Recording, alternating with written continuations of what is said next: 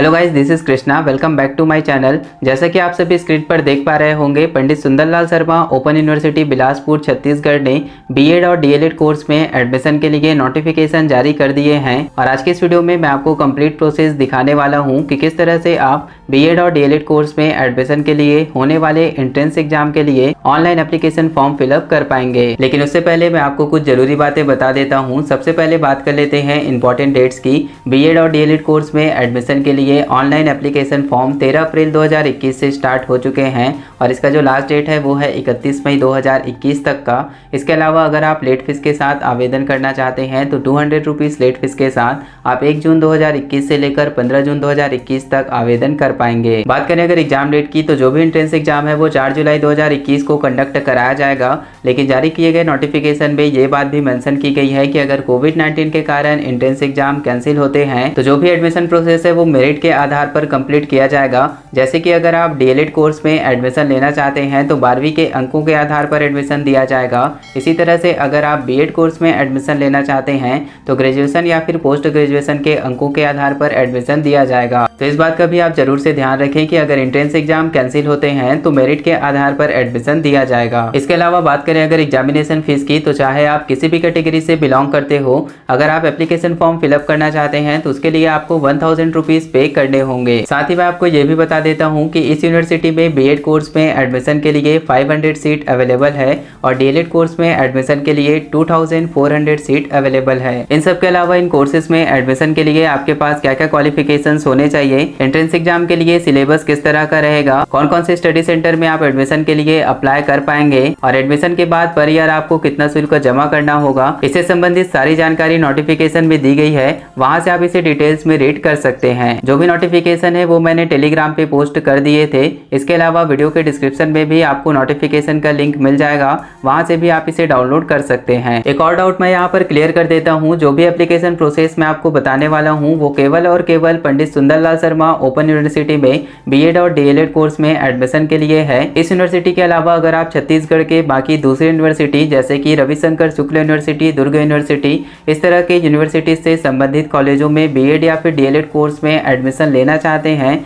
तो इसके लिए एंट्रेंस एग्जाम छत्तीसगढ़ व्यापम के थ्रू कंडक्ट कराया जाता है और इसके लिए वीडियो मैं पहले ही बना चुका हूं, उसका लिंक आपको डिस्क्रिप्शन में मिल जाएगा। चलिए अब मैं आपको बता देता हूं कि किस तरह से आप ऑनलाइन एप्लीकेशन फॉर्म फिलअप कर पाएंगे। तो इसके लिए मैंने वीडियो के डिस्क्रिप्शन में एक लिंक दिया हुआ है। जैसे ही आप उस लिंक पे क्लिक करेंगे कुछ इस तरह का पेज शो होगा, या फिर आप चाहें तो गूगल पे डायरेक्टली भी सर्च कर सकते हैं। इसके लिए आपको सर्च करना होगा www.pssou.net। उसके बाद आप इस पेज पे रिडायरेक्ट हो जाएंगे। अब यहाँ पर आपको अलग अलग ऑप्शन मिल जाते हैं। अब चूंकि हमें यहाँ पर बीएड या फिर डीएलएड एंट्रेंस एग्जाम के लिए अप्लाई करना है तो उसके लिए सिंपली आपको यहाँ पर क्लिक हियर वाले ऑप्शन पे क्लिक करना है। उसके बाद कुछ इस तरह का इंटरफेस शो होगा। अब यहाँ पर आपको दो अलग अलग ऑप्शंस मिलते हैं, न्यू रजिस्ट्रेशन और कैंडिडेट्स लॉगिन का। तो सबसे पहले आपको यहाँ पर अपना रजिस्ट्रेशन करना होगा। रजिस्ट्रेशन करने के लिए आपको यहाँ पर अपना मोबाइल नंबर इंटर करना है, उसके बाद पासवर्ड क्रिएट करना है। किस तरह का पासवर्ड आप क्रिएट कर पाएंगे इसका एग्जाम्पल आप स्क्रीन पर देख सकते हैं। उसके बाद आपको यहाँ पर कोई भी एक सिक्योरिटी क्वेश्चन सेलेक्ट करना है और जो भी सिक्योरिटी क्वेश्चन आपने सेलेक्ट किया है उसका आंसर आपको यहाँ पर इंटर करना है। उसके बाद सिंपली आपको यहाँ पर रजिस्टर वाले ऑप्शन पे क्लिक करना है। रजिस्टर वाले ऑप्शन पे क्लिक करने के बाद जो भी रजिस्ट्रेशन प्रोसेस है वो कंप्लीट हो जाएगा। उसके बाद कुछ इस तरह का पेज शो होगा।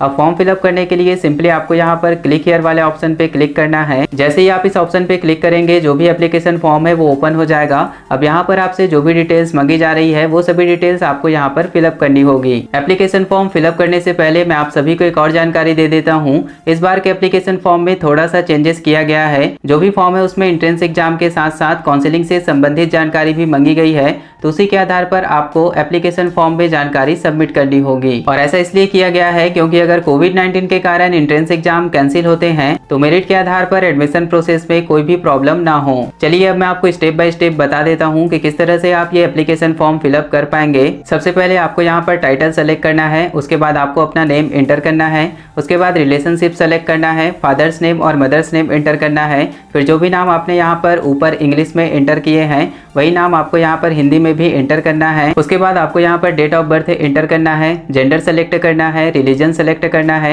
मैरिटल स्टेटस सेलेक्ट करना है, उसके बाद एरिया सेलेक्ट करना है, ग्रामीण या शहरी जिस भी एरिया से आप बिलोंग करते हो, उसके बाद नेशनलिटी सेलेक्ट करना है। फिर यहाँ पर माइनॉरिटी का ऑप्शन दिया गया है। फिर आपसे पूछा जा रहा है कि क्या आप छत्तीसगढ़ के मूल निवासी हैं।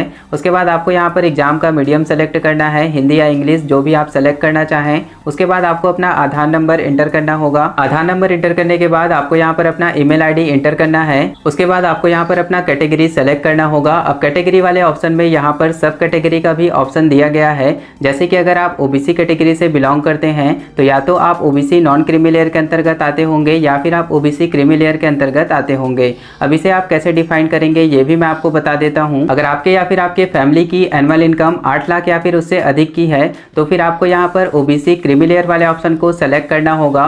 और अगर ऐसा नहीं है, यानी कि आपके या फिर आपके फैमिली की एनुअल इनकम 8 लाख से कम की है, तो फिर आपको यहाँ पर ओबीसी नॉन क्रीमी लेयर वाले ऑप्शन को सेलेक्ट करना है। इसी तरह से जनरल कैटेगरी में भी क्रीमी लेयर और नॉन क्रीमी लेयर को डिफाइन किया गया है। ज्यादा जानकारी के लिए आप गूगल पे सर्च कर सकते हैं। कैटेगरी सेलेक्ट करने के बाद आपको यहाँ पर अपना कास्ट सर्टिफिकेट भी अपलोड करना होगा। जो भी सर्टिफिकेट आप अपलोड करेंगे उसका साइज मैक्सिमम 200 KB या फिर उससे कम का होना चाहिए। अगर आप नहीं जानते कि किसी भी इमेज की साइज को किस तरह से कम या ज्यादा कर सकते हैं तो इस पर मैं पहले ही वीडियो बना चुका हूँ, उसका लिंक आपको डिस्क्रिप्शन में मिल जाएगा। चूज फाइल वाले ऑप्शन का यूज करके आप यहाँ पर आसानी से सर्टिफिकेट को अपलोड कर सकते हैं। उसके बाद आपसे यहाँ पर कॉमन डिटेल्स पूछा जा रहा है जो कि आप आसानी से फिलअप कर सकते हैं। फिर आपको यहाँ पर अपना कंप्लीट एड्रेस एंटर करना होगा। जो भी एड्रेस आप यहाँ पर एंटर करेंगे, अगर वही एड्रेस आपका करेंट एड्रेस है तो सिंपली आपको यहाँ पर बॉक्स के अंदर टिक करना है। उसके बाद जो भी एड्रेस आपने परमानेंट एड्रेस के रूप में एंटर किया है वही एड्रेस यहाँ पर करेंट एड्रेस के रूप में भी शो होने लगेगा। फिर आपको यहाँ पर एग्जाम नेम सेलेक्ट करना है। बीएड या फिर डीएलएड जिसके लिए भी आप एग्जाम दिलाना चाहते हैं उस ऑप्शन को आप सेलेक्ट कर सकते हैं। अगर आप बीएड वाले ऑप्शन को सेलेक्ट करते हैं तो उसके बाद आपको यहाँ पर ऑप्शनल सब्जेक्ट भी सेलेक्ट करने होंगे। किस तरह से आप इसे सेलेक्ट कर पाएंगे ये भी मैं आपको बता देता हूँ। यहाँ पर आपको टोटल 6 ऑप्शन दिखाई दे रहे होंगे। ऊपर दिखाई दे रहे 3 ऑप्शन में से कोई भी एक ऑप्शन को सेलेक्ट करना है और नीचे दिखाई दे रहे 3 ऑप्शन में से कोई भी एक ऑप्शन को सेलेक्ट करना है।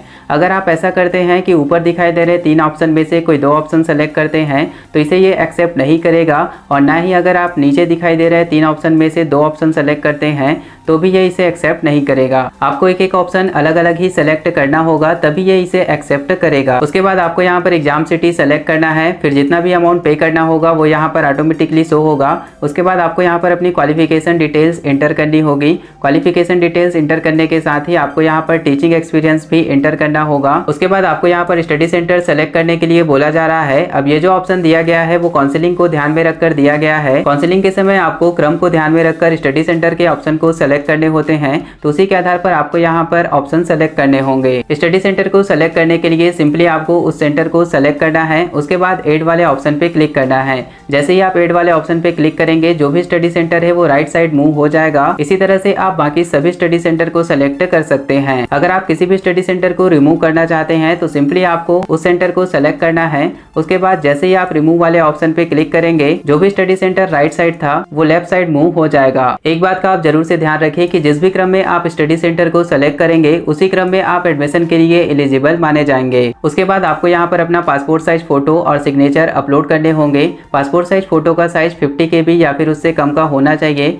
और सिग्नेचर की फोटो का साइज 20 KB या फिर उससे कम का होना चाहिए। चूज फाइल वाले ऑप्शन का यूज करके आप यहाँ पर आसानी से इमेजेस को अपलोड कर पाएंगे। उसके बाद यहाँ पर डिक्लेरेशन लिखा हुआ है, आप चाहें तो इसे पढ़ सकते हैं। सिंपली आपको यहाँ पर बॉक्स के अंदर टिक करना है। ये पूरी डिटेल्स फिलअप करने के बाद सिंपली आपको यहाँ पर कंप्लीट रजिस्ट्रेशन वाले ऑप्शन पे क्लिक करना है। कंप्लीट रजिस्ट्रेशन वाले ऑप्शन पे क्लिक करने के बाद आपको एक रजिस्ट्रेशन ID प्रोवाइड किया जाएगा, आप उसे जरूर से नोट कर लीजिएगा। उसके बाद आपको अपना पेमेंट कंप्लीट करना होगा। जैसे ही पेमेंट सक्सेसफुल होता है आपका एप्लीकेशन फॉर्म भी सक्सेसफुली सबमिट हो जाएगा। तो इस तरह से आप अपना एप्लीकेशन फॉर्म फिलअप कर पाएंगे। आई होप आपको सारी बातें समझ आई होंगी। अगर कहीं पर भी आपको डाउट हो तो आप नीचे कमेंट्स करके पूछ सकते हैं। वीडियो अच्छा लगा हो तो लाइक और शेयर जरूर करिएगा फ्रेंड्स। साथ ही चैनल को सब्सक्राइब करना ना भूलिएगा। अगर आप लेटेस्ट अपडेट पाना चाहते हैं तो उसके लिए आप टेलीग्राम चैनल को ज्वाइन कर सकते हैं, उसका लिंक आपको डिस्क्रिप्शन में मिल जाएगा। मिलते हैं एक नए वीडियो के साथ, तब तक के लिए अपना ख्याल रखिए। जय हिंद, वंदे मातरम।